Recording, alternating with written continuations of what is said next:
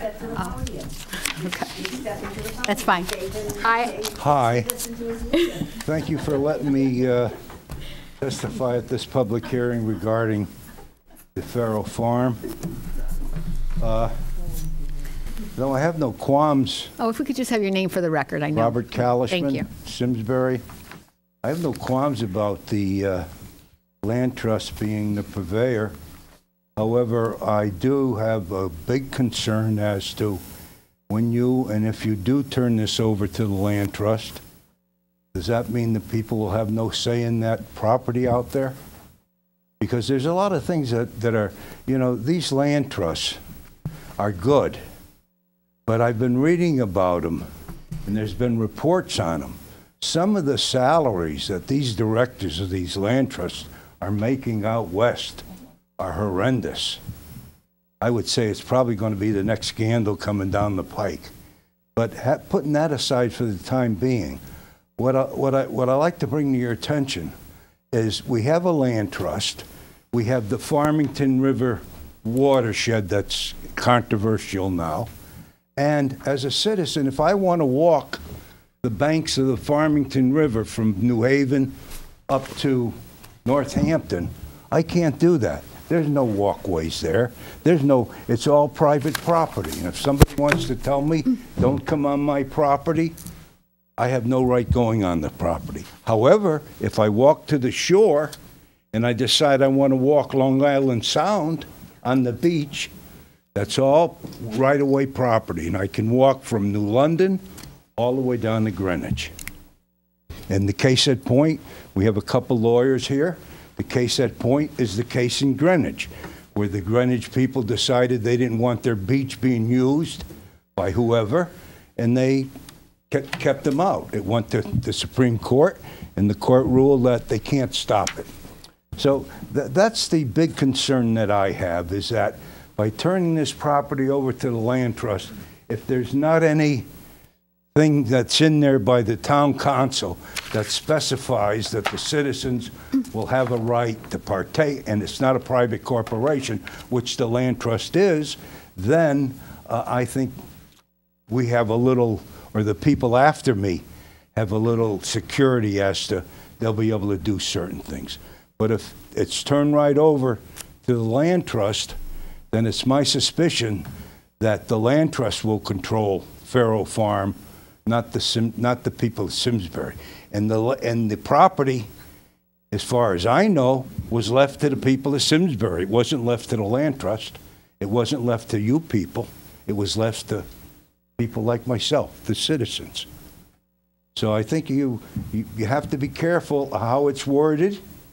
And you know, we ran into it with Eno Farms, and I think if it's done properly, it's a good thing. If it's not done properly, that's all we're doing is creating a land vault.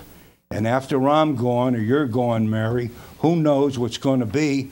These fellas can come in and change the law, just like we did change the ordinance where we had affordable rentals. We don't have that anymore in town.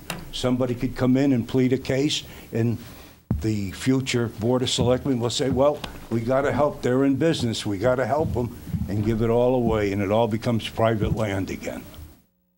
Thank you. Anyone else? Helen? No. And then Joe next. Good evening, Helen Peterson, 20 Longview Drive. There possibly will be a presentation on the Pharaoh's Farm project, but I would just make my comments beforehand if I may, because I can't stay, unfortunately. I'm here to stand again to support the project. I think it's a very important one and an appropriate one, and partnering with the Land Trust is an exceptional opportunity. And I'm here to address my other issue that I brought to your attention the last hearing we had. At that hearing, I addressed the board regarding the funds that will come to the town when you close with the Land Trust and Mr. Hall. This is a very unique project, and I'd like to address this issue about the funds. They will be by grants to preserve farmland and working farms, and the balance by gifts directly from the residents and the taxpayers. The citizens of this remarkable community have done a more than a remarkable job to address the importance of open land and farm preservation. They stepped up to the plate and they financed the acquisition each time. The ordinance on the books of the town government framed the process of which all this has happened. Yet in all this time, process and the successes that we've had, we've been unable to back up this responsibility of ownership and stewardship by funding the ordinance. The time has come to realize that responsibility, and with this opportunity, using the proceeds to establish the maintenance fund necessary to take care of these treasures. I only bring this up again to keep it in the forefront of your thinking. This is our chance to make this happen. These funds are appropriate for this use so that maintenance issues never become a burden to our annual budgeting process or for the taxpayers. And as a member of the Open Space Committee, I intend to ask that group in our next meeting, hopefully, to address this issue formally with discussion and possibility of forwarding to you a resolution regarding this opportunity to fund the ordinance, especially for maintenance. And for those of you in the audience here tonight, or here or at home, I would personally encourage and appreciate your input as this discussion takes place. It is an important one. Thank you for listening again. Thank you. Yes. Bill Code 26 Whitcomb Drive.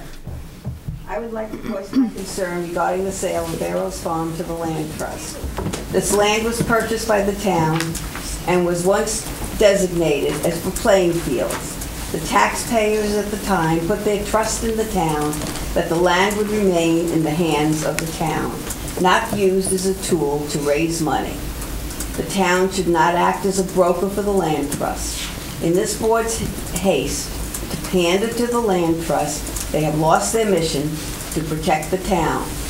Once the land is sold, the town loses control of the land. There are many environmental issues that are being ignored. The whole land has been a farm for years, and many chemicals were used over those years. This board has not required an environmental impact study on the land before the sale. The land at this time looks like a blighted area. Who will pay for the cleanup?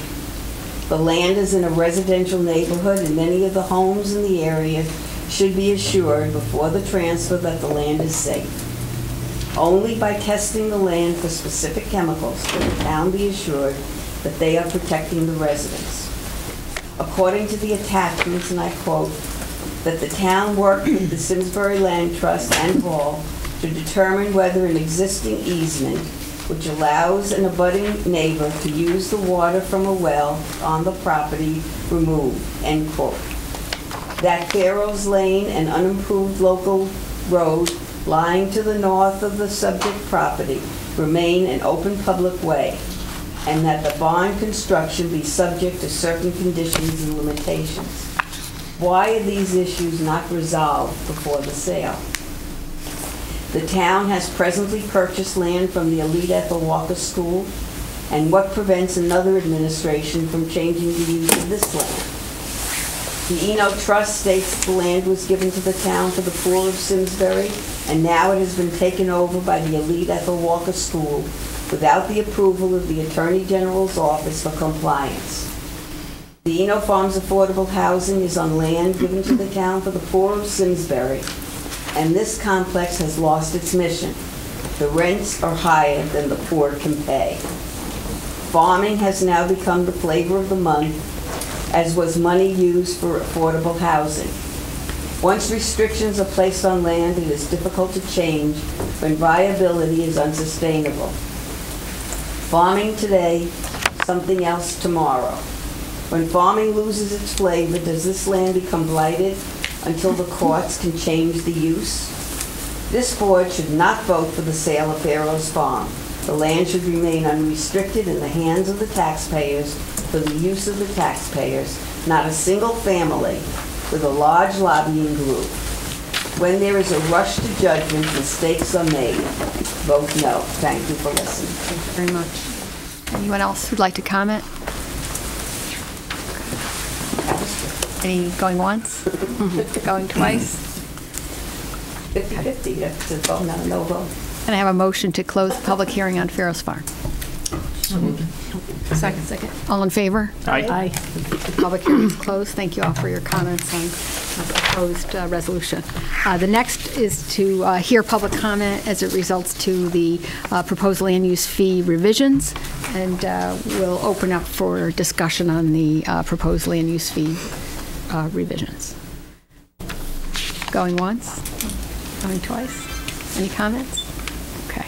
I'd like a motion to close the public hearing on the land use fees. I'll make that motion. Second. All in favor? Aye. The hearing is closed. Thank you all for your comments. We'll take those into consideration as we move into the agenda and act on these items. First, we'll begin with public audience on general information. Is there anyone who'd like to address the board and any other general comments? Public audience.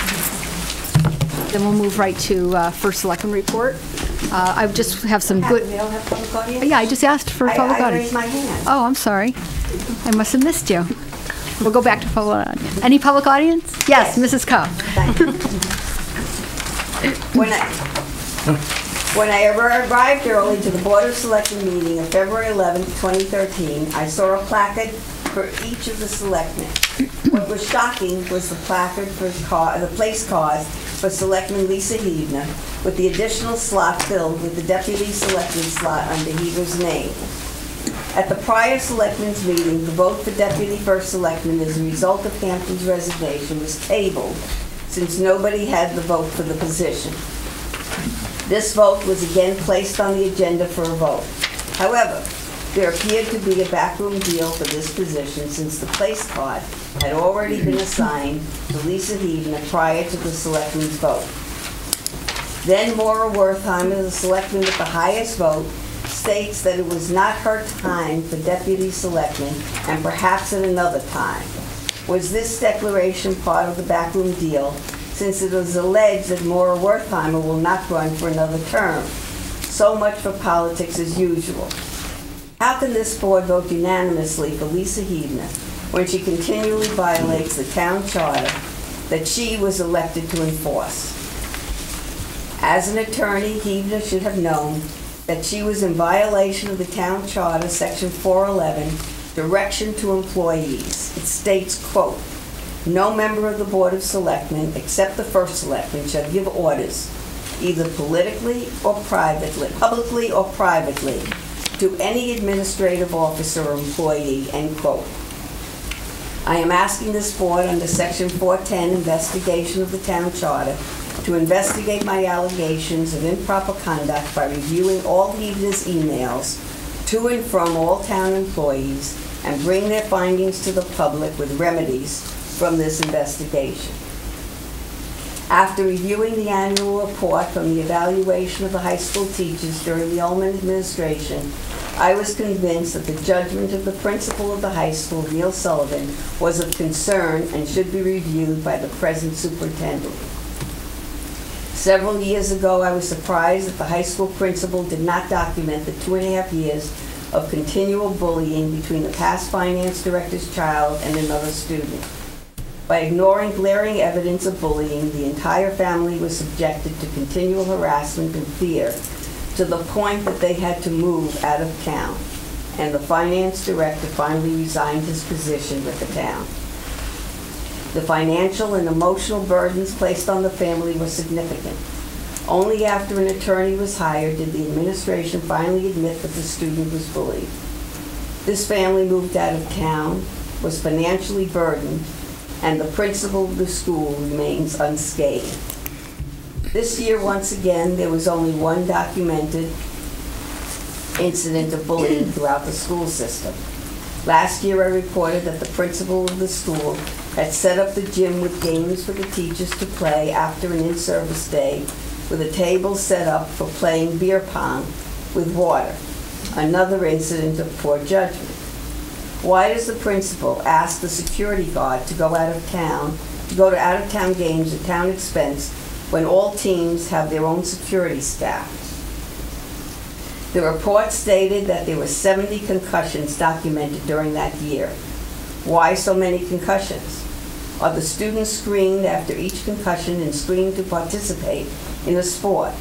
What is the school policy when students are documented with concussions? How can the principal give the seniors permission to use skateboards, rollerblades, and scooters throughout the last day of school when students are going to classes, placing the students in danger? Another incident of poor judgment. Why are students allowed to text on their phones in the halls when going to classes? How can they pay attention to safety when concentrating on their phones? Why is it necessary to have cell phones during the school day? It appears that there is inconsistent discipline dealing with risky behavior that was documented in the annual report.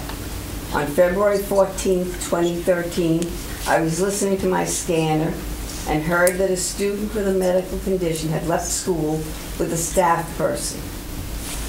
Both police and security were involved with this incident.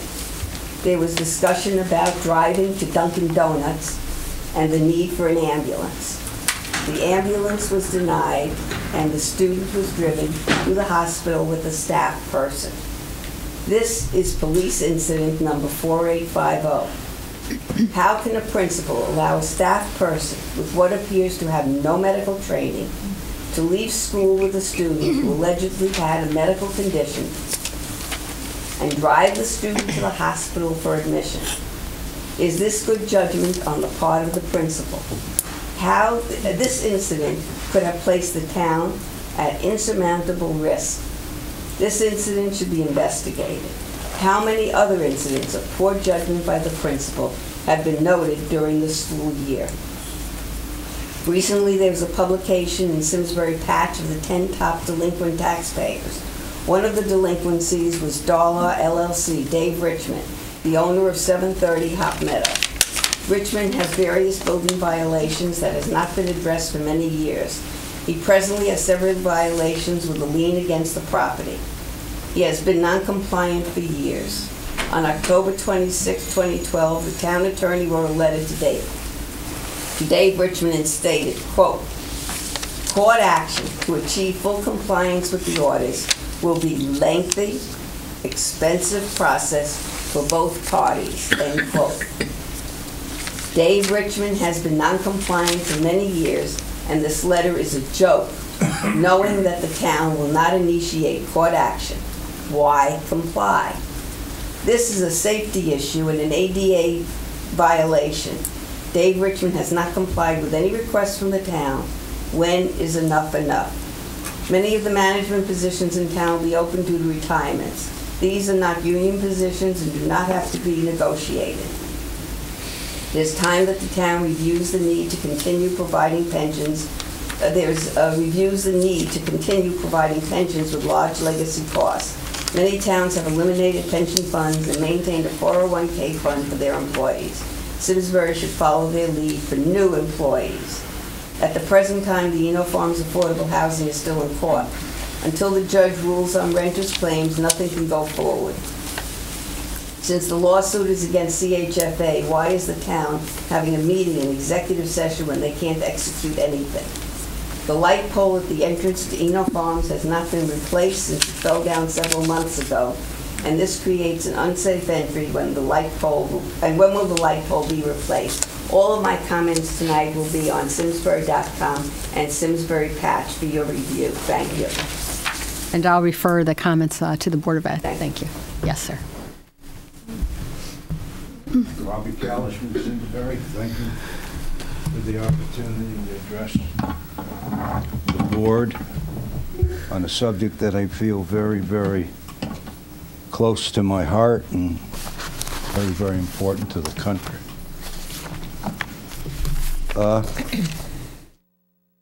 I guess the best way to approach it is the fact that, you know, if you're going to have meetings or you're going to have caucuses and it's all going to be done before the fact, don't lead myself to believe that you're going to have a vote.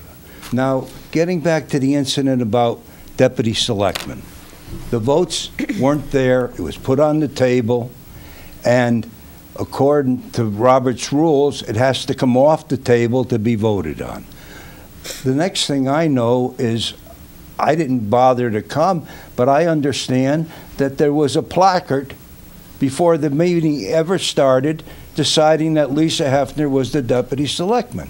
Now, I don't object to the first selectman doing that. She has every right to do it if that's how she wants to govern. She can go to the back room, call the Republican chairman and say, this is what I want to do, and he'll do it, and then it's up to him to put his Republican ducks in order. Obviously, that's what was done. And I have no objection to it. But don't lead me to believe that you're going to hold a meeting on that evening and the meeting is never, the decision is made before the meeting was ever held. And that's my proof. That's my proof. You're a lawyer, you're in court, there's the evidence. It's right there. And every time I look at it, and every time you look at it, you know I'm right, because there's the evidence. Now, having said that, then my next subject is this, the secret meetings. Now, you can call them anything you want. If it walks like a duck, looks like a duck, quacks like a duck, then it's a duck.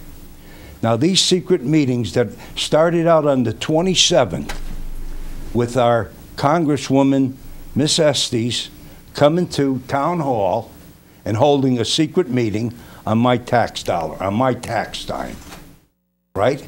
And what she did, she held a secret meeting on my tax time, and afterwards, she called the Simsbury press, and she says, after the secret meeting, you can come for a press release, which they did, and they do that. Now, that's the first one. That was on the 27th. To follow it up, Senator Murphy, he's appeared on Friday the 1st or February the 2nd at the state rifle range, right, that I also pay for as a taxpayer. And he appears there, and it's the same secret meeting by invitation. By invitation only. If you have an invitation, you can appear and you're there. And you can shake his hand and find out what your senator is doing. But if you don't get an invitation, right, it's like being in the South. You go to the back of the bus. You don't stick around. You're brown. So that's how it happened. And so he goes off, and he has this big dog and pony show, in my opinion, at the state firing range. Unbeknownst to all you citizens, in Washington, D.C., down the road is a place they call Quantico. It's the headquarters for the FBI. The Federal Bureau of Investigation has their rifle range, all their ranges there. And that's all he had to do was pick up the phone, and the FBI would have been more than happy to let him come on the range and do anything he wanted with automatic weapons. But he went over here, invited his clique, right? But I wasn't invited. Is that right? To exclude the Simsbury people from these meetings, and they're done by invitation only. Then we have the last dog and pony show, in my opinion, the one in Danbury, right? And let me go on the record. That was a dastardly act that was done in Newtown. And don't anybody question me on it, because I'll bring it right back to home. On September 12th, we had a murder-suicide in town. A nice couple, from what I read. And it was tragic. And there was an orphan. I think the orphan was 1 month old. I didn't see any fundraisers. I didn't see Senator Blumenthal or Senator Murphy or Congressman Murphy or anybody. The only thing I saw was our police chief, who made a press conference, and I'm still waiting for this board to decorate the officer that said, I'm not waiting for the SWAT team, I'm going in. That's a brave man. So getting back to my subject is, now we have a secret meeting up in Danbury. The vice president comes to town. It's a secret meeting. It's by invitation only. I don't know if the first selectman was there, but it was reported that she was. So, why? I'm a citizen. I have every right. Why can't I go and see my vice president? Why can't I go and see my senators? It has to be done by invitation only? Or is it because I believe in the Constitution and I don't believe in this group that's headed by all 7 Democratic legislators, federal legislators from Connecticut? They're all 7, they're all Democratic elected. And they're all up there, and they're all anti-Second Amendment. And I'm going to close. I just want to read one thing, and I'm not going to go into the Thank you. into the U.S. Constitution Thank you. because you know more about that, and you know about the infringement. Yeah, if you could summarize quickly. I just want to let me locate it here. I just want to quote the Connecticut State Constitution, which is a much stronger constitution. And just bear with me, I'll find it in a minute.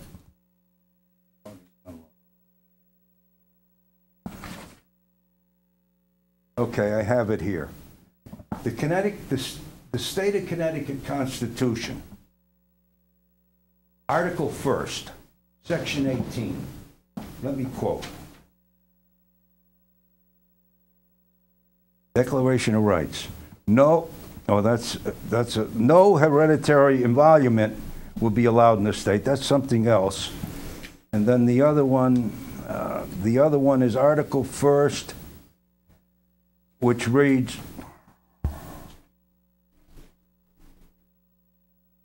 just bear with me. It's okay. If you want to take a moment, we can have you come back at the end and share it with the board.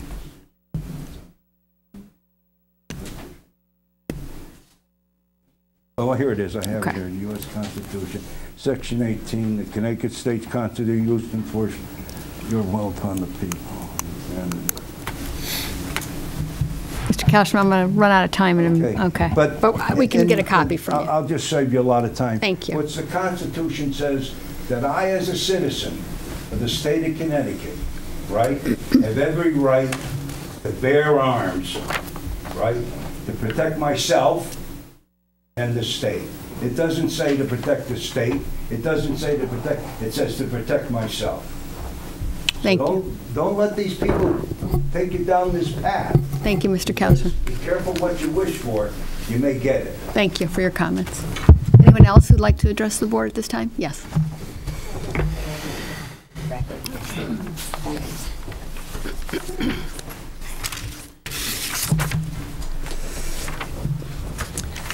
Good evening. I'm Susan Messino, 41 Madison Lane.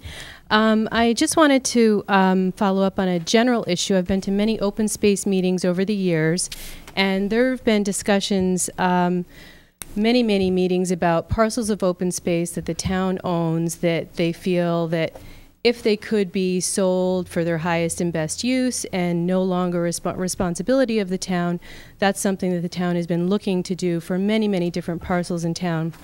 A lot of them are fairly small parcels which are adjacent to someone's property, and they've kind of now pretended it's their property. So it would be nice if we could actually just collect the taxes on that property, but that's probably going to be difficult because there's no incentive. I just want to say that I think the organic farming on Pharaoh's farm is the highest and best use of that land. The town is going to get a significant amount of money to secure that future for the land and secure the future of organic farming in the town.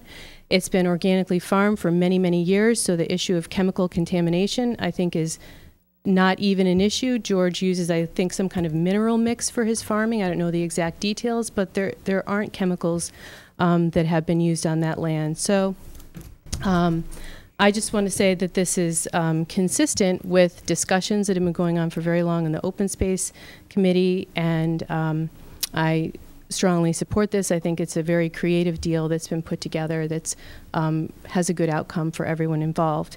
I also want to mention, and I'll be providing more details, but we're going to be starting a new chapter of the Junior Grange in town. Probably in May, we'll have an organizational and inaugural meeting. It'll be open to boys and girls, and we hope to involve them in some of the historical aspects in town and farming in town, partnering with the Land Trust for some of their events. So I hope to be back to tell you more details about that. Thank you. Thank you. Thanks. Anyone else like to address the board?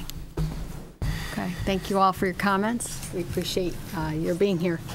We'll move now into First Selectmen's report. We have some good news to report. I'm pleased to report that the town has just received word that we've maintained our AAA bond rating from Moody's Investor Services. That's Moody's highest rating, and it represents a cost saving for our residents as we go to the bond market. Moody's demonstrated their confidence in the town and how we manage our budgets and operations during these difficult economic times. They reviewed our rating in connection with a bond issuance that we'll do later this month. According to the official release from Moody's, the rating was based on town strengths, including, I'm quoting, our conservative fiscal management practices, which have resulted in a history of positive operating results, a stable reserve position, a stable tax base. Moody's noted that the town, quote, has recorded operating surpluses in each of the 5 fiscal years, consistently maintaining satisfactory total fund balance levels between 9 and 12% of revenues. It also highlighted the town's proactive approach toward funding its OPEB, other post-employment benefit obligations, and pointed out the town remains committed to meeting the 100% of our annual required contributions to the town's pension plans and OPEB funds. The rating is really the highest rating a town can receive, and I want to thank our staff, the Board of Selectmen, the Board of Finance, and the Board of Education for working together to make sure that our spending is consistently conservative and working together to make sure that we save our taxpayers' money. So congratulations, and we look forward to maintaining that rating. We'll move now on to action items. The first is action on the proposed resolution for the sale of Pharaoh's Farm. First, I want to thank everyone who attended our public hearing, our first public hearing, and for those excellent comments, and also for tonight, your comments as well. We really appreciate hearing from the public on important issues such as this. We have with us tonight our town council. I want to introduce Bob DiCrescenzo. So Bob, welcome, and thank you for being here on this important issue. Just to relate the history of this proposal, the town was approached by the Simsbury Land Trust and asked if the town would be interested in selling the Pharaoh's Farm. At that time, Pharaoh's Farm was not on the market. The town has been looking at, I think it was mentioned earlier, preserving open space, but also trying to find other ways to preserve open space without cost to the town. In order to have public comment, we did put this on our agenda. The Board of Selectmen referred it to Planning Commission, Open Space Committee, received favorable recommendations, and then came back to this board. At that time, the Land Trust indicated that they would like to explore having a barn on the property. And so the Board of Selectmen referred that request back to Open Space and back to Planning as well. It comes back to the Board of Selectmen now for the second public hearing, and thank you again for the comments. We also have received favorable endorsements on the proposed resolution from the Open Space Committee and the Planning Commission. The Planning Commission did recommend 3 items: that the town work with Land Trust to determine whether an existing easement, which allows an abutting neighbor to use water from a well on the property, to be removed. That Pharaoh's Lane, an unimproved local road lying to the north of the subject property, remain an open public way, and that the barn construction be subject to certain conditions and limitations. Those limitations and restrictions were set forth specifically in the Planning Commission's recommendation. I'm happy to report that the Land Trust has agreed to those terms. With respect to the existing easement on an abutting neighbor, the town would sell the restriction, would sell the property subject to that restriction. So it really is not up to the town to decide whether the Land Trust wants to negotiate that restriction, because we would sell it subject to that. At this point, before I call on town council, I just want to ask if the Board of Selectmen has any questions. Lisa. In our proposed resolution, it does say on the second page, at the first whereas paragraph, we will receive full value of the property. The sale can be used for purchase other valuable open space, and I know that this board had discussed, or to maintain current open space, and I was wondering if that is possible to add. I don't see any there's no objection in terms of legal language, in terms of the board not being able to adopt it. So when we get to making a motion of the resolution, if you want to propose that language, we could certainly entertain that motion. Okay. I just have a question on that. Yes. Technically, we don't get to choose, right? The money comes into the general fund, and then we can choose to ask to spend it back out. Correct. We have an ordinance set up for maintenance. Right.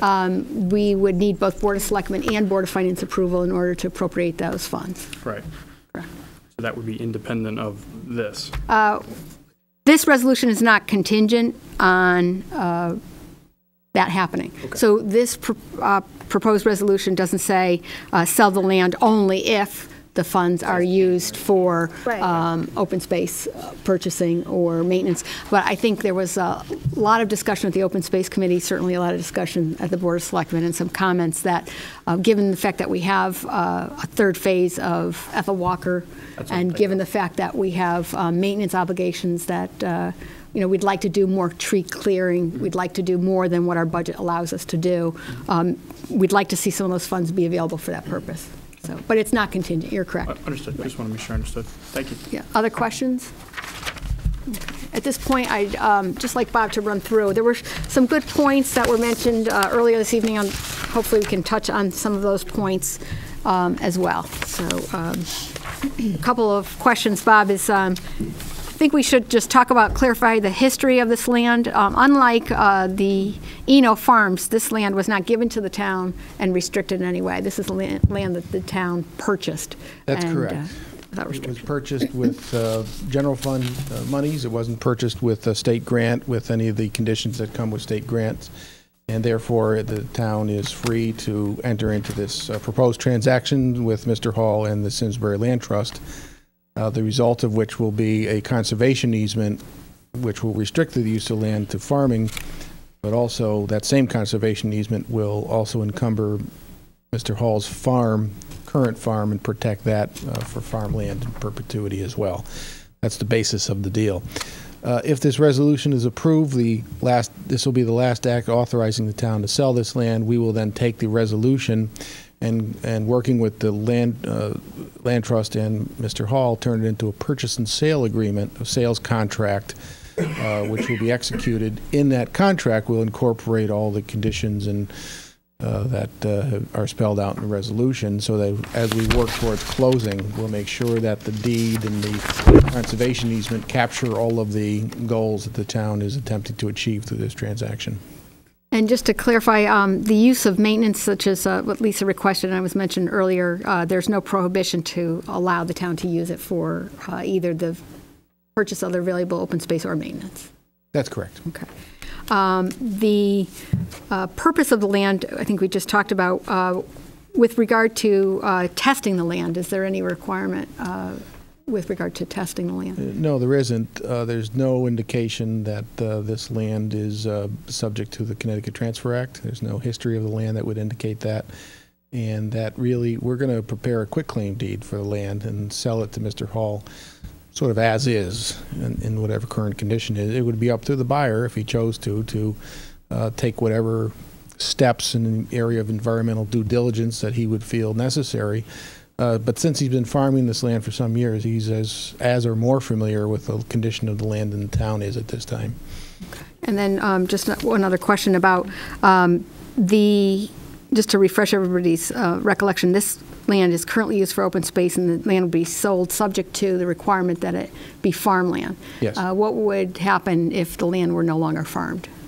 Well, it's subject to the conservation restriction and the terms contained in the conservation restriction, which will require it to be either remain fallow or used as farmland. There will be no opportunity, because of conservation restriction, to use it for any other purpose. And the whole reason it came back for a second public hearing was to specifically allow a specific site on the land for a farm building only, with no opportunity to subdivide the land and no opportunity to build a dwelling. And those are the conditions of the sale that will go into the sales contract and will be captured in the conservation restriction. Okay, thank you. Any other questions of the board? Yes, How much did we pay for it back in the 70s? Switch here. I'm thinking it was on the order of $200,000, $250,000. That's my recollection. And we have had it appraised, the town has had it appraised, and we now have 2 appraisals, and they're very close to each other, so we think we've got a good handle on the value. And this would be subject to the town's appraisal, which is a little higher than the land trust appraisal. That's right. So it would be the full value of the town's appraisal. Other questions of the board? Just from that appraisal, I think I saw it when we looked at it before, that was the highest and best use, right? The organic farming, or the way it was appraised? Yes, the basis of the appraisal, though, for valuation purposes was, it contemplated 4 building lots which could be built on the land. Given the wetland situation there and other encumbrances, environmental concern, other land use encumbrances on land, the appraiser, if my recollection serves me, felt it could be up to 4 lots, 4 building lots. And because the request is for a barn with not a residential dwelling, there was no further discussion about building lots. Construction of a home would require a subdivision and would have had another level of review, but because it's not a dwelling, it's just a barn, it's limited. It's an accessory building to the farm. The principal use is farming. The barn will be accessory use to the principal use. Farming equipment, et cetera? Yes, to make it more farmable. That's the word. Because otherwise, Mr. Hall will have to bring his equipment from his current location to the site, and it's much more efficient and saves fuel, if nothing else, to have the equipment right there. Right. And I know Dick Davis is here from Land Trust, so thank you for being here. I just was wondering what your time frame is. The reason the town is interested in pursuing the sale is that it will then be sold to Mr. Hall, and then he will in turn, it's required that as part of the transaction that he then in turn sells it to the Land Trust. And I'm just wondering what your time frame is to accomplish that transaction. It's going to take at least a minimum of 90 days, because we have to do the documentation with the state, and they and maybe we can do it faster, but they require a certain amount of, we have to give them a certain amount of time to do their review and so forth. And what we've learned from previous transactions with the state and federal government is you get all your documents done locally, you send it to them, and you have them state in writing that they approve all the documentation, because my guess is it's probably going to be 6 months. My guess. Sounds right. We'll try. We want to have it happen as fast as possible, but like you say, based on past experience. Yeah, it never goes as quickly as we would like it. Did I miss anything, Dick, that I should add? Or? Well, no. The question came up about what happens if it's no longer farmed, and we have a requirement that it be mowed at least once a year, so that it doesn't grow up into brush and so forth. Because the idea is that this is prime farmland. We want to retain it as farmland, and even though there'll be times over the future when it won't be farmed for many different reasons, we want to have it stockpiled so that it can be farmed around and can be farmed without a lot of effort. Thanks, Dick. Just with my question about the timing, I just wanted to make sure that we address the growing season and we don't miss a growing season, so we can continue to lease the land and for farm until the sales. Go ahead and lease it this year, and yeah, we can have a lease that terminates at the closing. Right. Yeah, and the lease is with George Hall, so it's convenient. So I'm sure he'll work with us. Right. Okay. Any other questions? I just as a comment to thank the Land Trust. I know this was a complicated moving of many parts, and to Sue Messino's comment, there's so many small parcels that are out there, and this couldn't have been accomplished if it wasn't for doing all that creativity and finding the federal resources to make some of those monies. And I know you guys have already secured that, and now it's just up to the public to make those donations once, assuming this all goes through. Right. This is, I just want to go through the history. I was a little concerned initially when it was proposed because this required a leap of faith from the town to not put something on the market for open competitive bid that we usually do. And I just want the public to know that we spend a lot of time thinking about that, because that is our process. And it's to the credit of the Land Trust in working with us to ensure that the process that we went through was to end up with the Land Trust owning the property with restrictions on it to make sure it's farmed forever. And had we gone out to open a bid, we wouldn't have been able to control what happened to the future of that land. We wouldn't have been able to assure that it would remain farmland. And so I want to thank you for bringing this to us. It wasn't something we were trying to figure out how to preserve all of our farms. And I know there's a lot of people here who've been working with George for a long time to help him find a way to preserve it. So thank you for your efforts. This is really significant because this really, I think, completes all of the town's farms that will now be preserved. And I wanted Rich Sawitsky to be here because Rich really has done a job in doing that. So I wanted to publicly thank Rich, and I want him to be here for that. And so, Rich, I wanted you to really just share with the public the amount of land that we've been able to secure and preserve in open space, and just your involvement over the last several years. Thank you, Bob. Question. No. Pharaoh's farm here. You know, I got the wrong file. Yes. Bought it in September of 1978, and they paid less than $170,500. And the reason I say that is they actually bought 2 parcels. I don't have a way of breaking those down. But, not a bad return on the investment. So. But in terms of our overall program, though, we've really had the pleasure of working with the Land Trust and the state of Connecticut. And insofar as our farms go, it's kind of interesting that I guess I've been here since 1980. It's hard to remember back that far.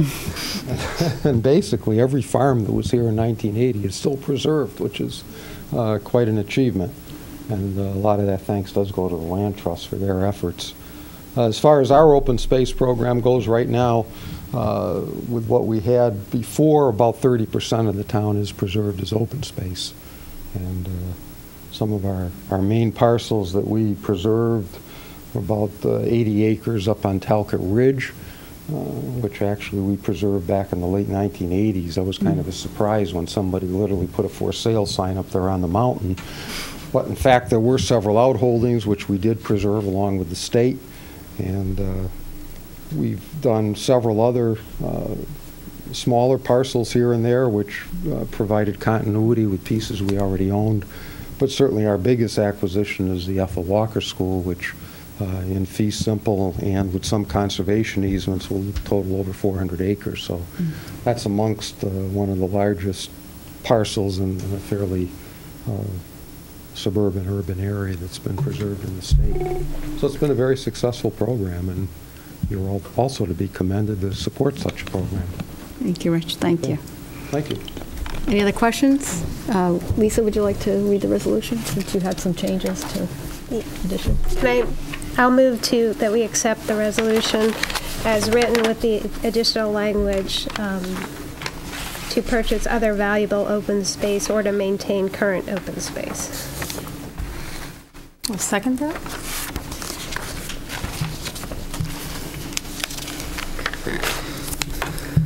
Any further discussion? All those in favor? Aye. Any opposed? Any abstentions? The motion carries. Congratulations. Thank you. Congratulations.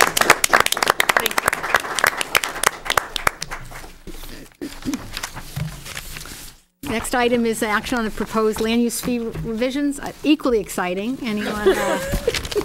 Just for the public's comment, this is I want to thank Hiram Peck who's here for doing an overview of our land use costs, and what we found is we're significantly lower than many of our surrounding towns, and we really weren't covering the increased cost of processing a lot of those applications. So under the proposal, the fee would go from $12.26 per thousand value of construction to $14.26 per 1,000 value of construction. We've had no public comment on the proposal since Hiram made this recommendation. It would bring additional revenue into the town that would offset the cost of processing the applications. And we currently, as we discussed earlier in our budget, have about $17 million worth of projects that have been approved or are under construction. So congratulations to Hiram on that as well. That will go a long way to helping boost some of our revenue in. Any questions on the proposed fee revisions? Can I have a motion to approve? Second that? All in favor? Aye. Any opposed? Any abstentions? Motion carries. Thank you very much. Next item is... Clap for Hiram. Oh, yes. Hiram. Doesn't have this. The next item is to inform the public that that I have submitted my budget recommendation to the Board of Selectmen this evening. Want to thank Marion Harris, our Finance Director, and our town staff for helping put together a budget to present to the board and to the taxpayers of Simsbury.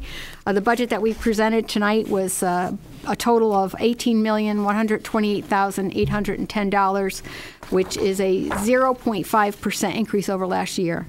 This is the 5th year in a row that the town of Simsbury budget is below the fiscal year budget that was adopted in 2008 and 2009. So I just want to thank again all of our town staff for providing quality services at the same time keeping our budgets low. All of our budget information is on the town's website. All of our public hearing dates are on the town website. We'll be meeting, we met earlier this evening. We'll be meeting again on February 26th. On Thursday, February 28th, on Tuesday, March 12th, and Thursday, March 14th, all beginning at 6 o'clock in the library program room. We encourage the public to review our budget and to comment and give us some feedback on what you like or don't like in that budget. We'll have a budget presentation to the Board of Finance on March 27th, a public hearing of the Board of Finance on April 9th, a final public hearing on April 24th, and then the budget, as approved, would go to the referendum on May 14th. So, thank again to all our staff for helping put together the beginning of a long budget process. Next item is to authorize the Board of Selectmen to waive the provision for the Board of Selectmen to review and approve plans to present Septemberfest. I want to welcome Bob Hensley, who's here from the Performing Arts Board. Thank you for being here. We understand you're anxious to get underway with Septemberfest, and you have a lot of exciting opportunities and fun in store for us. The reason the PAC Board's here this evening is we had approved final review and recommendation of the Septemberfest for later in our budget season. And as Bob will tell you, the PAC Board wants assurances that they can go forward so they can then sell the booths and book the events. And I would recommend that we waive that provision with the understanding that the Septemberfest must come in with a budget that is balanced. And as long as they agree to that, we can give final approval tonight, and then they can move forward and begin their work and have a successful event. So, Bob. I would just say that our objective for the season is the same as it was last year, to either be revenue neutral or create a profit, which we did a little bit last year. And Septemberfest is an important part of that, as is the Hartford Symphony and other things that we plan to do down there. Septemberfest is in motion. I mean, there's things that go on that don't necessarily get a lot of fanfare right now, but you'll start to see that. This is a request that's really coming via, as you know, we have the home show that now is embedded in Septemberfest again. And so through the Chamber, which is the big supporter and promoter of the home show, and the efforts of the Performing Arts Center Board and Tom Vincent, the manager down there, to encourage vendors to have booths and to promote the program, they feel it's an impediment and would like to have the opportunity to remove that July wording. And it really is a... Really, it's a matter of semantics in a sense, because last year we put it in there because it was our first year under the edict of either breaking even or making a profit, and I think the Board of Selectmen wanted, and I understand that, a kind of fail-safe, one last shot at it. But really, I think the PAC board and the people that are promoting that and doing that now have kind of proven that our goal is to accomplish what your goal is for us. So we would very much appreciate your consideration. Thanks, Bob. Thanks to you and to your board and all the volunteers for putting on that event. I think it's a great event that people look forward to, and welcome you back to give an update on the progress if you'd like, and so the public knows what's going on. Can I have a motion to approve the resolution? Move the motion. Second.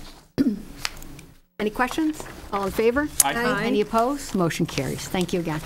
Next item is to approve tax refunds. The total as approved by the tax collector is $1,324.81. Just a reminder to folks that they can pay their taxes online, and they can pay without a fee with checks. So I know Colleen is here, so I don't know if you wanted to add anything to that. Yeah, I would encourage people to go onto the town website. They can sign up, you know, and you can set up so that you can have set a date. So I know people sometimes forget, but you can go ahead now and you can plug in to sign up. So you can get automatic reminders. You know, 15 days before this due, 3 days before it's actually due, they'll also send you another reminder telling you that the taxes are due. Only because the second half is due in January, we do not send out another bill just for cost. The town never has, so you know, that's one way. We put it in the paper that taxes are due, but I mean, it's a busy time and people forget. So if you can go online and sign up, you know, at least you'll get emails. And we're hoping that I've talked to Mary today about this, hoping that it will be in place so that when the mill rate is set in May, I'd like to put in the paper that night that maybe you can go in and sign up then so that you can go paperless. So that might be another option too. So once the mill rate is set, you can figure it out yourself, but you can actually go online, you can see what bills will be coming to you, and you can sign up then to have them paperless. You'll also be getting a lot of emails on that too. So hopefully there'll be a lot of press stuff going out on paying online and going paperless. A lot of cost savings. Thanks, Colleen. And Colleen has really done a great job taking a completely paper-based department and really bringing it online, and it's convenient for our residents, and it's also saving us money. Every time we don't have to send out a bill or we don't have to send out a reminder, it's really saving taxpayer dollars. So congratulations to you on that. Also online now too, because these are all the calls we're getting. If you want to see what you paid, that's all online also. So you can go to the town's website, go to the tax office, and there's a link there that says taxes paid for 2012. So all the CPAs out there, you don't have to call. It's right there for you. Pay your taxes. So you can go and find out. It's kind of funny because when they pay their taxes in July, they complain on how much it is, but now that they're doing their taxes, they're like, that's all I paid, you know, so, but it's all right there, so. Great. Thank you. Go look it up. Great. All right. Can we have a motion to approve the tax refunds of $1,324.81? I'll make that motion. Second. All in favor? Aye. Any opposed? Motion carries. Next item is to approve a grant award. Congratulations to Police Chief Ingvartson and his staff for receiving a grant of $20,973.25. This will need to go into a special revenue fund so that we can use the money for electronic recording of interrogations. So that's what the equipment will be used for, and we do need to approve it, accept the grant, and set up a special revenue fund. Can I have a motion to approve? Move that. I think Mr. Askham got the motion. Second. Maura got the second. Any questions? All in favor? Aye. Thank you very much. Next item is approval of $25,000 in funds to clean up the Dewey farm, including deteriorated art buildings and agricultural chemical fertilizer products. This motion is before us. If you recall, we had discussions that after the loss of Mr. Dewey, we took control over the property. Staff has conducted an inspection of the property and found that there are hazardous chemicals on the property. As a result, we have stopped, authorized staff not to proceed and not to dispose or have any contact with the Dewey farm. We've secured the building, but we have not cleaned it up because we do not have the necessary equipment and the training to clean up what we identified on the property. At this point, we have had a request from Tom Roy to authorize $25,000 to hire a company, will go out to bid, but to hire a suitable company that can go in and remove the items that we need to remove, and then the town can identify, once those items are cleaned out, what we want to do, what the next step would be to use the farm. But at this point, we do not feel staff without the proper equipment and training should complete that process. We have not budgeted for those funds because we didn't obviously know we were going to take ownership of the property, and we didn't believe that we would need outside resources to help us do that, but we do. We're asking tonight for transfer of those funds. We will attempt to identify those funds as we go forward in the fiscal year where there's cost savings and try to control costs so that we can pay back those funds.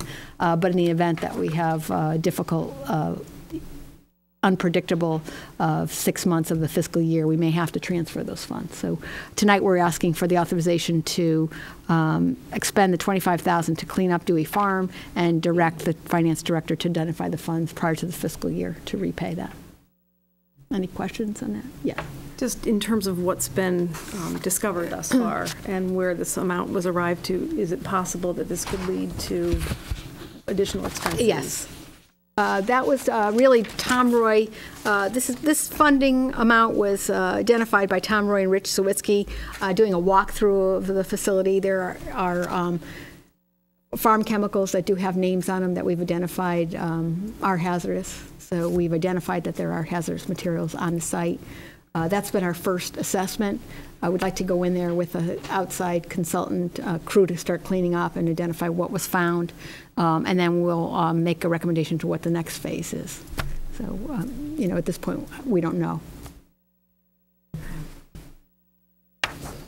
Any other questions? Can I have a motion to authorize the funds for Dewey Farm? I'll move that. Second. All in favor? Aye. Aye. Opposed? Thank you very much, and we'll report back to the board once that cleanup has been completed. The next item is to adopt the proposed emergency contingency plan for elections as submitted by the Democrat and Republican Registrar of Voters. Interestingly enough, we actually implemented the emergency plan for our elections when we had the power outage before we adopted the emergency plan. If you recall, our elections were done at a time where, during Storm Alfred, where the only building we had open with generator use was Henry James, and we did switch the election to Henry James, and the registrars are to be commended for that process. This emergency plan is really just a documentation of what the town is already doing. It is also in addition to what the state statutes are already on the books about requiring polls be accessible to handicapped and to seniors. And Ed LaMontagne, chair of the Aging Disability Commission, has asked all of us whether this ordinance addresses his concerns, and it does. So I want to thank Ed for bringing that to our attention. But this proposal, the Secretary of State has asked each town to adopt this proposed plan prior to March. So again, thanks to the registrars for bringing this to our attention in a timely fashion. It has been reviewed by council. It has been reviewed by our risk manager, and it is here tonight for your approval. Any questions? Can I have a motion to approve? I'll move that. Second. All in favor? Aye. Any opposed? Motion carries. Thank you very much. Hope we don't have to use those ever again, right? That's right. Let's hope we don't have to implement. The next item is approve the recommendation of the Culture Park and Rec Commission to approve a field use policy, specifically including the creation of a separate fund to allow dedicated field maintenance funds to be collected and dispersed by that department. Jerry Toner is here tonight, who's going to walk us through really what is a formalization of what the town has already been doing. We're really fortunate to have great groups and clubs, teams that have always financially contributed to the maintenance of our fields. This actually formalizes the relationship between those clubs and also allows us to really keep track of how much the maintenance is costing us and how much we're able to recoup versus town costs. So with that introduction, Jerry, thank you for being here. Thanks, Mary. As Mary referenced, this actually formalizes a process which we've had in place for over 20 years now. And back in the early 90s, when we were having budget difficulties even then, we approached a number of the sports organizations, and it really said that if we want to maintain the our fields and our facilities the way we do now, we needed their assistance. And to a group and to a person, they've all been really stepped up and over the years have allowed, I think, two things. One, they've allowed us to maintain these fields in a condition we wouldn't otherwise. They've also contributed significant dollars, many of which, gifts that you've accepted here, of equipment and of improvements to our fields and our parks that we would not have been able to do otherwise. So we've been very fortunate, but it has been a cumbersome process. We've not had a dedicated fund to do this. I will give you an example of how it's worked. Sometimes our bill for line paint for a season may be about $3,000. And what we will do is take the invoice and then split it apart among 5 or 6 groups, ask them all to write a check to the vendor and send it back to us, and then we will mail it in. It becomes very, and they've all cooperated, and we managed to get it done. But it's very cumbersome for us administratively. It's cumbersome for them, certainly for their treasurers. So this really is going to streamline a process that I think has worked well. It's certainly allowed the groups to have ownership, and as I say, without their assistance, our fields, our parks, would not be in the condition that they are now. So this is the Park and Rec Commission has been working along with me on this for about the last year.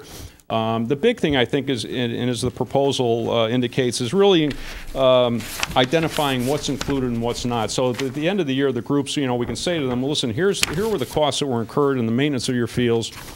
Here is why you were charged the amount that you were.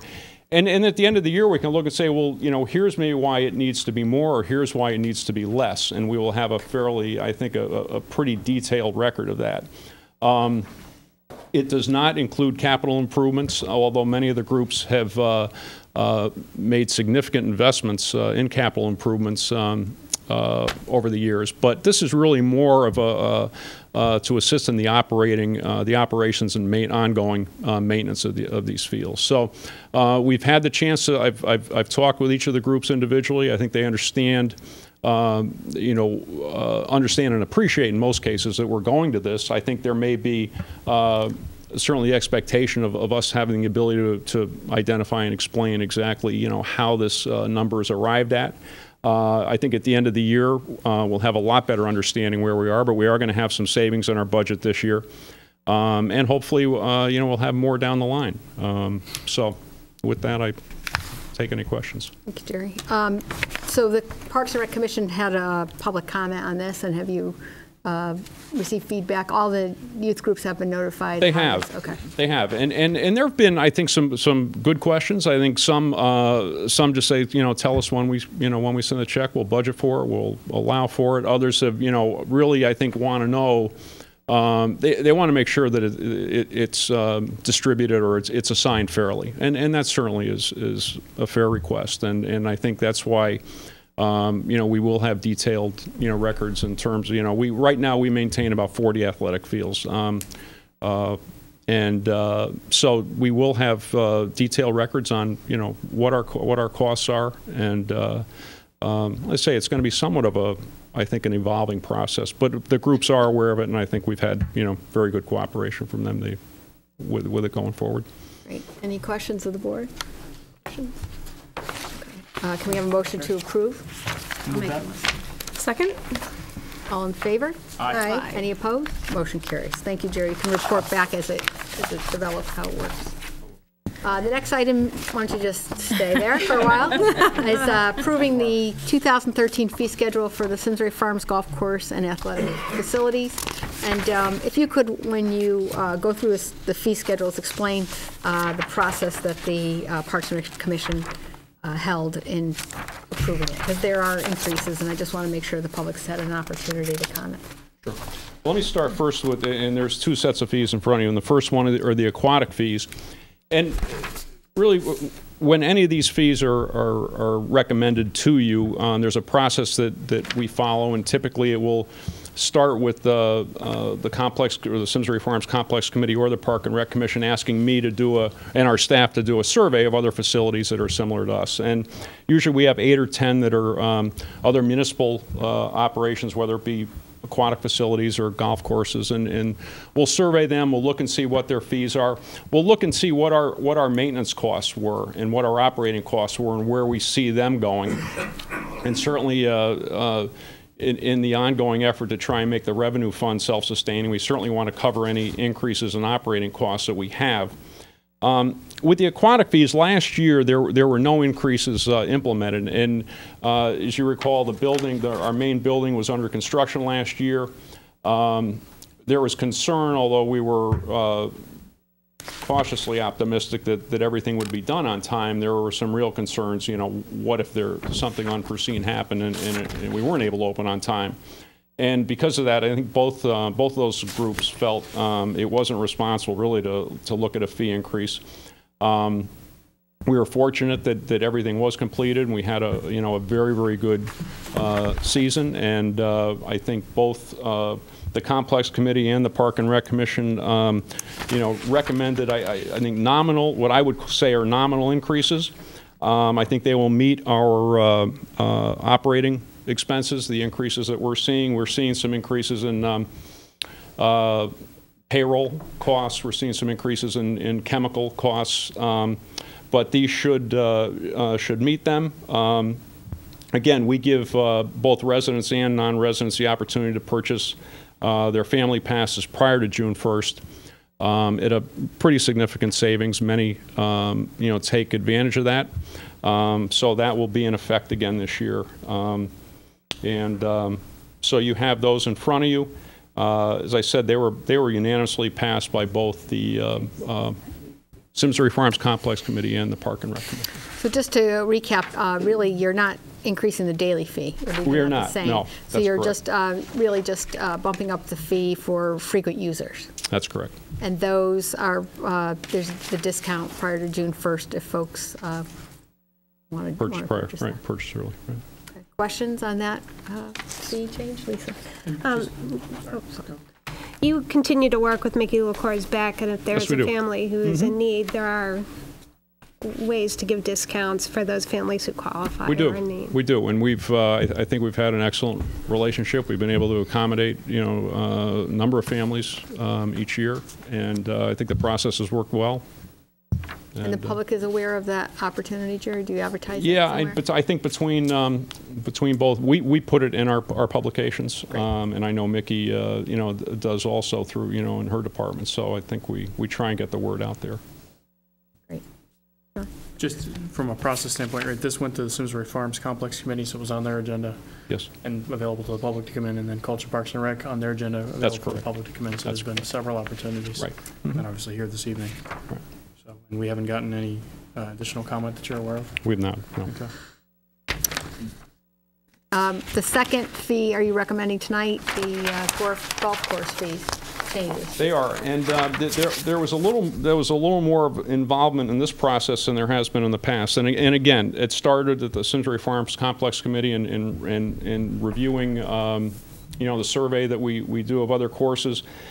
If you look down that list of golf fees, and you can picture every year, particularly the Complex Committee, spending a fair amount of time on each one of those fees, and it can become a very time-consuming process, and things will sometimes get out of sync in terms of our rates between 18 and 9 holes should be a certain percentage. Sometimes they would get away from us, and I think the feeling was to try and simplify the whole process. And so what was decided, and this actually after both groups had deliberated on the fees, they decided to have a joint meeting and look at what was really called a single fee concept. And this has been implemented. It's more of a model that you would see at a privately owned public course, but you're seeing it more and more in municipal courses as well. And a couple of our counterparts have used it, and we've talked at length with them. One, about the ease of administering it for our staff, for our point of sale, for the people that are on the first line that are dealing with the public at the golf course.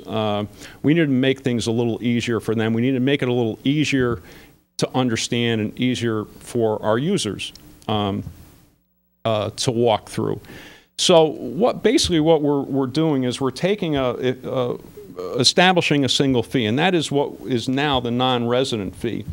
From that, we're saying to our residents, or our regular users, you are going to get a 20% discount, or in the case of seniors and juniors, a 25% discount over our standard rate.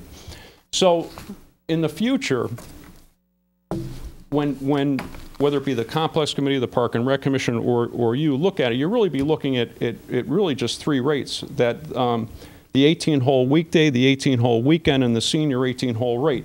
And from that, you can back into all your other rates. You'll look at 60% of that for your 9-hole rate, and then you will look at the 20% discount for your residents. You'll look at 25% discounts for your seniors and juniors. So it will save all that are involved a tremendous amount of time and angst. And honestly, when we went through this, a couple of things. We needed to look and make sure that what we project that this will generate is going to meet what we projected for our revenues for the revenue fund, and to meet our increase in operating expenses. So there were a number of things that needed to happen here, and I think through the hard work of both those groups, and again, when they had a joint meeting, I think all the concerns were on the table. One of the things was to make sure that this was easy for residents. There will be an ID card that will be issued that they will use as their discount or their resident card.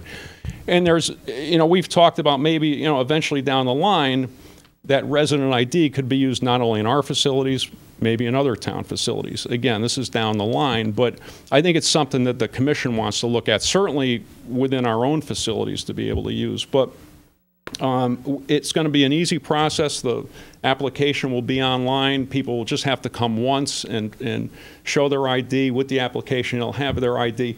And it's not like, some people, we used to have to ask for, for a license and things like that. And people say, gee, I left it in the car. I don't carry my wallet with me. And, it really became difficult. This would be something that can just be, they can throw in their golf bag and leave it there. And that's the only time they'll have to use it. So, I think there's going to be a bit of a learning curve. I think, judging from the way it's worked for us at other facilities, I don't think it's going to be a problem. I think people will genuinely appreciate it.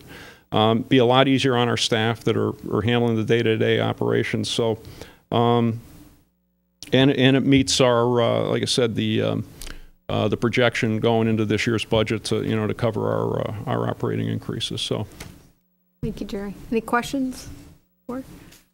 Question on the ID card.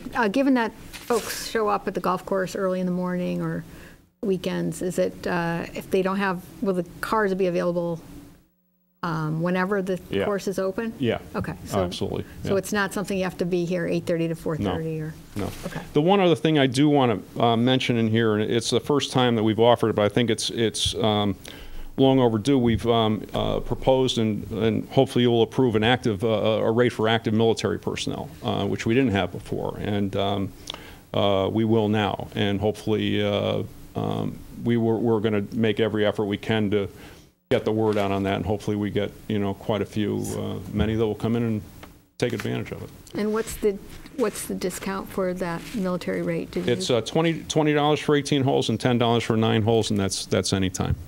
Great. So we'll get that out. And then finally, just wondering why we didn't go to the same process for the pool rates. At some point we may. We're a little different, I think, in the dynamic of the two. As I've talked about here, the golf field in the industry has become more and more competitive, and we're really kind of following the trends that our counterparts are following in terms of going to a single fee. Whereas 20 years ago there was quite a disparity between our resident and non-resident fees. Now, we not only rely, we're trying to attract those non-resident players to help supplement our revenues. We don't have that issue with the pools. And I think I think a number of the complex committee members spoke to that given a limited capacity of our pools, we don't have the need to have our non-resident rates be quite as low. So we still have that ability. I think we are getting more and more non-residents that are using the pools. It's been the last 5 years has been a steadily increasing percentage of our revenues. But I think we're still, well within the price point that they'll take advantage of it. But we're not at the point where we need to be, with the golf course. Great.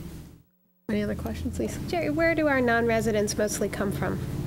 Do we have a specific area, or are they just all over? Most, for our pools, I think most are from the Granby, East Granby area. Because to the other side, Avon has a pool. I think they're probably the ones mostly that are used to taking advantage of it. Does East Granby want to own some of it?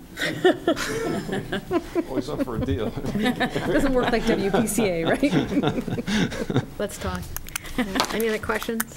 Do we have a motion to approve the fee schedule as proposed? I'll move that. Second.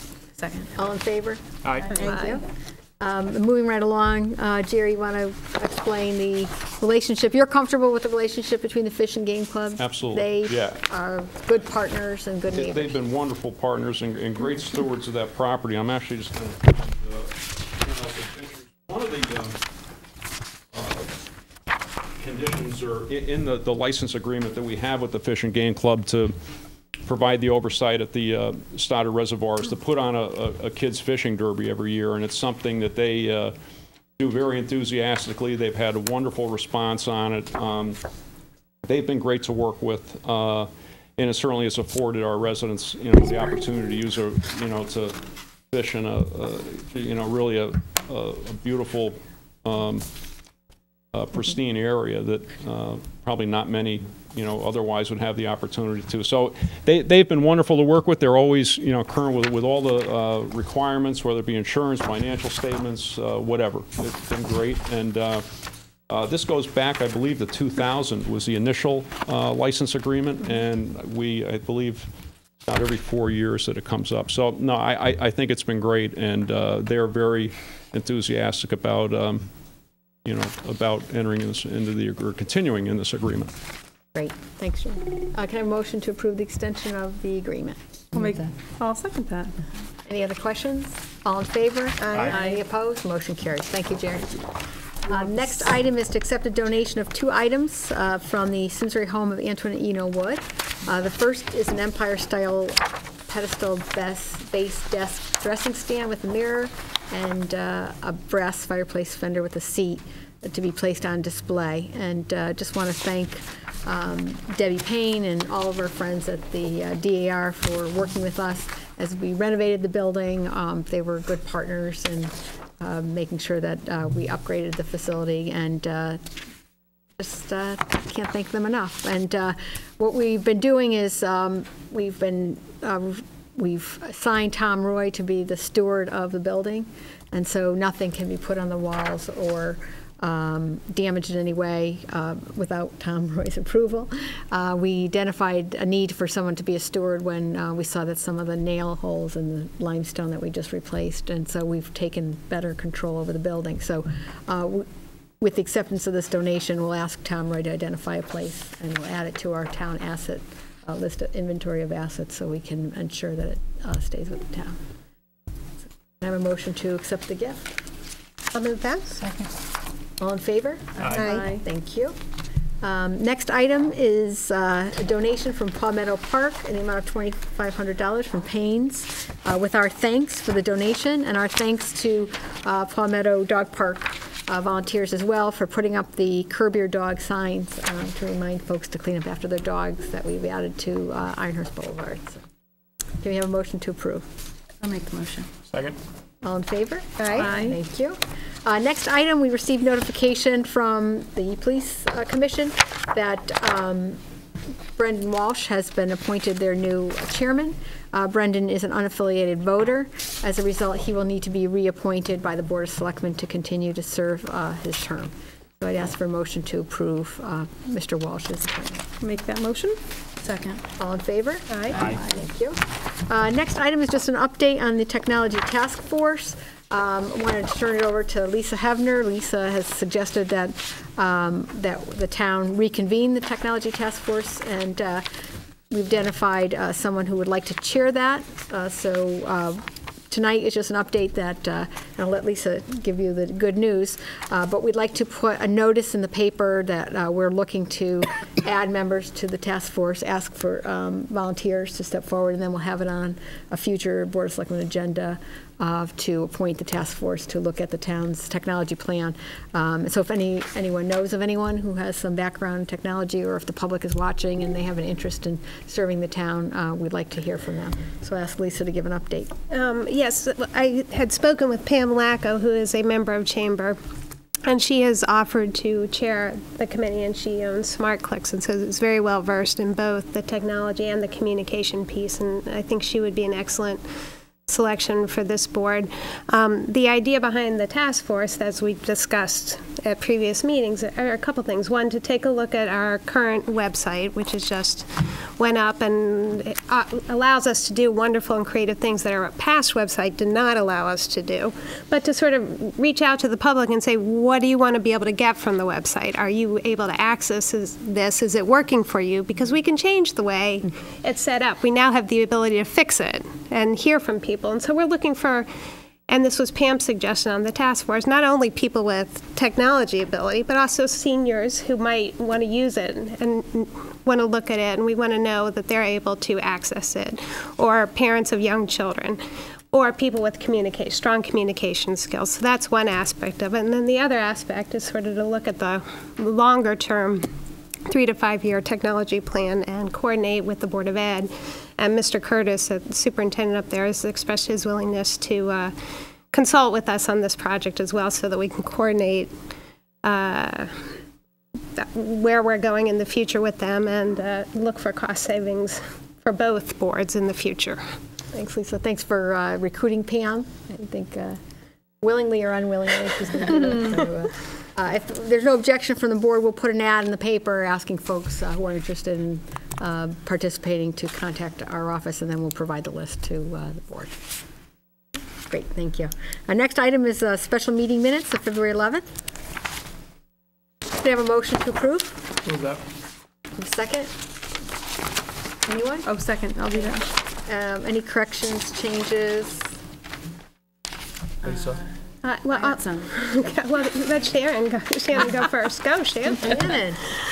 I wrote it in red, too. The approved tax refunds, the end of the first sentence, there's some characters there that don't quite make sense.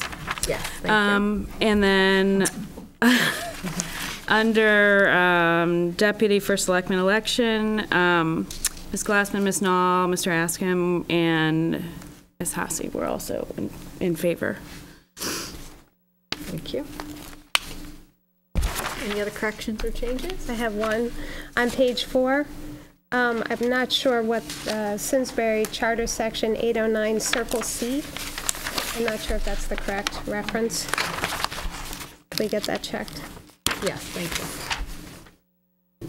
And then just on the liaison subcommittee reports, if you could just add to the minutes, please, that Ms. Hebner reported that the pension committee voted to reduce the investment assumption from 7.75 down to 7, so that we have that in the record.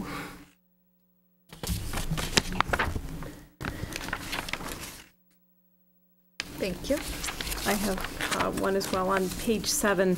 Second line there, it might just make sense to pull that out, because the report was that the zoning commission was going to draft the language, and then of course it would go to public hearing, and it states here they will give recommendations to the board, but it doesn't say which board, and kind of. We'll strike that one. Yeah. Thank you. Any other corrections, changes? All those in favor with the changes as recommended, say aye. Aye. Any opposed? Thank you. Subcommittee reports, any reports? Shannon, welcome. Thanks. Just wanted to, a couple of save the dates. The Tourism Committee has announced April 25th for their volunteer expo at Eno Hall from 6 to 8. And so they're working on the details of that right now, but put it on your calendars.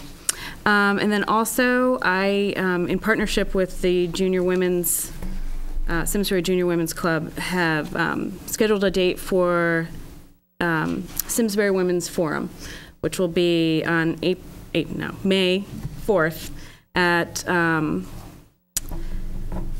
think it's at 8:45 to 12 at Mason's Hall. So details to follow on that too, but I would love if everyone could come. Yeah, I look forward to hearing about it. Thank you. Any other reports? Okay, can I have a motion to adjourn? Second? All in favor? Aye. We are adjourned, and we'll see you all tomorrow. Thank you. Adjourned, but not for long. Every night. Less than 24 hours.